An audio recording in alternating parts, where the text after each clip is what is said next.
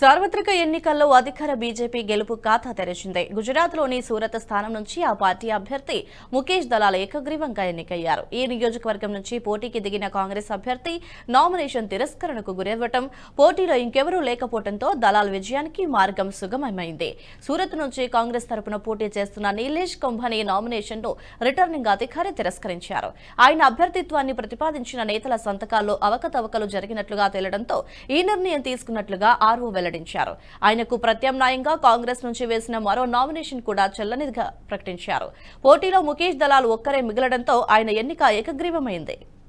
ఈ వీడియో మీకు నచ్చినట్టయితే లైక్ చేయండి, 10 మందికి షేర్ చేయండి. అలాగే కామెంట్ల రూపంలో మీ అభిప్రాయాలను మాతో పంచుకోండి. Nationalist hub group of channels ను సబ్స్క్రైబ్ చేసుకుని తెలుగునాట జాతీయవాద జర్నలిజాన్ని ప్రోత్సహించండి. ఈ వీడియో కింద ఉన్న బెల్ ఐకాన్ పై క్లిక్ చేయడం మర్చిపోవద్దు.